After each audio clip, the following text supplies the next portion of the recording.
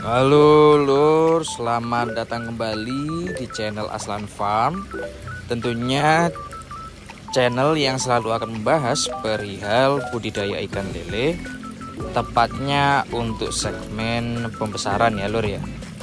Jadi terima kasih buat teman-teman yang sudah klik video ini dan juga hadir untuk melihat tayangan video ini. Jadi pada kesempatan kali ini Lur, saya akan sedikit sharing mengenai topik pembahasan sistem budidaya ikan lele yang saya gunakan, yaitu sistem air jernih ya Lur ya.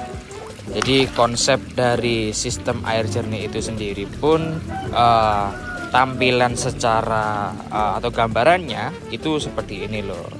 Jadi kolam saya itu selalu menggunakan sistem ini untuk mencapai tujuan saya, yaitu panen ya Lur ya. Oke, jadi apa sih sistem air jernih itu sendiri?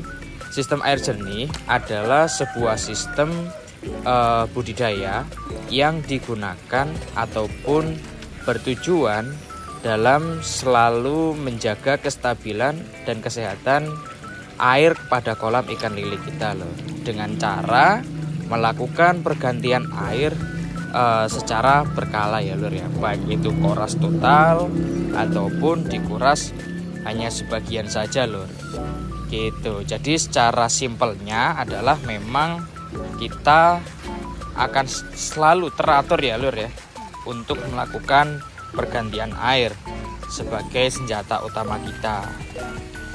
Dan manfaatnya ketika teman-teman menerapkan sistem budidaya ikan lele dengan sistem air jernih seperti ini, kondisi kesehatan ikan itu selalu terjaga ya Lur ya.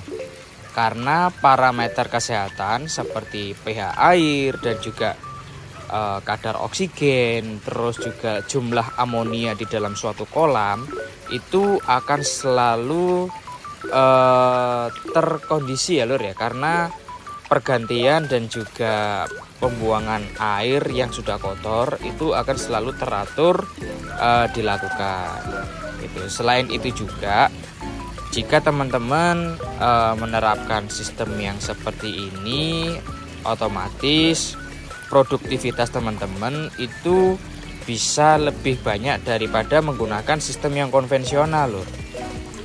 Maksud saya, sistem konvensional adalah sistem yang sudah marak ya Lur ya, yang sudah diterapkan oleh pembudidaya-pembudidaya di Indonesia khususnya, entah itu yang green water, terus red water dan sebagainya. Sistem ini itu jauh lebih bisa mudah untuk dikontrol ya Lur ya, karena cara untuk melakukan menjaga kualitasnya hanya dengan menggunakan pergantian air secara berkala gitu Lur. Jadi memang sangat simpel ya Lur ya. Bahkan saya pun juga sebagai orang yang tidak punya background perikanan, tidak punya pengalaman ataupun pendidikan di arah bidang perikanan, entah itu ikan air tawar lainnya dan ikan yang sebagainya, itu akan sangat mudah ya Lur ya untuk menerapkan seperti ini. Salah satu contoh untuk memahami kapan sih kita harus merubah air ataupun membuang airnya, itu simple Lur. Ketika air ini sudah berwarna lebih keruh dan juga air itu sudah sedikit tercium bau limbah dari sentrat dan juga feses ikannya sendiri Lur. Seperti itu aja Lur, itu sudah cukup untuk mengetahui kita perlu untuk menangani istilahnya pemberian air yang baru agar kondisi kesehatan air kolam kita itu tetap stabil gitu Lur. Nah, selain itu, manfaat lainnya ketika teman-teman menggunakan sistem yang seperti ini, seperti air jernih seperti ini, produktivitas ikan kalian pada suatu kolam itu akan jauh lebih tinggi ya Lur ya. sangat signifikan lur kenaikannya gitu. Jadi teman-teman yang menggunakan sistem seperti ini, saya itu bisa istilahnya tebar lebih padat ya lur ya daripada sistem konvensional biasanya. Kalau biasanya ketika teman-teman di luar sana menggunakan sistem konvensional yang hanya bisa tebar 300 hingga 500 ekor per meter kubiknya, volume airnya maksud saya, itu sekarang saya bisa lebih pede untuk tebar di angka 800 hingga 1000 ekor per meter kubiknya gitu. Katakanlah satu kolam ini D3 ketinggian air 1,2 ataupun airnya saja hanya 1 meter, itu saya bisa menebar kurang lebih sekitar 6.000 hingga 7.000 ekor. Bahkan kalau misalkan teman-teman dalam kondisi terpaksa pun, teman-teman bisa sedikit memaksa untuk menebar jauh lebih banyak lagi di kisaran 10 ribuan loh gitu. Jadi seperti itulah manfaat dari ketika teman-teman menggunakan sistem air jernih seperti ini. Perlu diketahui juga, Banyuwangi di kota saya berada ini, rata-rata pembudidaya di sini itu semuanya sudah menggunakan sistem seperti ini loh. Tetapi memang sepertinya kurang begitu untuk mendapatkan exposure ya lur. Artinya kurang begitu ramai di sosial media karena memang banyak orang-orang di sini itu sudah fokus dan juga tidak memiliki waktu yang lebih untuk melakukan sosial media seperti ini. Jadi seperti itu lur kondisi untuk di kota kami. Nah, selain itu juga meskipun teman-teman juga punya niatan untuk meningkatkan produktivitas dengan menggunakan sistem air jernih, jangan lupa untuk selalu melakukan analisa secara intens ya lur ya. Artinya oke, bener, teman-teman bisa untuk melakukan tebar padat, tetapi dengan catatan kondisi air juga harus lebih sering untuk dipantau ya lur ya. Karena sebaik apapun sistem yang digunakan, kalau misalkan teman-teman membiarkan seperti itu aja tanpa adanya penanganan khusus, ya otomatis bisa dikatakan terancam untuk menuju ke arah gagal ya lur ya. Karena dengan adanya tebar padat pun seperti ini, saya juga tetap memantau kualitas airnya itu sendiri lur. Karena ketika tebar padat, jumlah pakannya pun yang diberikan itu jauh lebih padat juga lur, atau jauh lebih banyak juga gitu. Contoh kalau misalkan untuk saat ini saya sekali makan di satu kolam aja ini itu bisa menghabiskan sekitar 6 sampai 8 kilo pakan untuk saat ini ya lur ya, sekali makan. Jadi sehari itu bisa sampai 15 hingga 16 kilo pakan gitu. Jadi kualitas air pun juga akan perlu yang namanya ekstra kontrol ya lur ya, supaya airnya bisa tetap jernih dan juga tetap sehat untuk ikan lele kita. Ketika kalian sudah memberikan pakan, kenapa saya harus bilang seperti itu, seperti harus ya sering-sering kontrol lah kayak gitu. Ya karena memang ketika melempar pakan sejumlah 8 kilo tadi, siangnya ketika atau ya sekitar 4 jam 5 jam setelah makan itu airnya pun sudah menjadi keruh ya lur ya.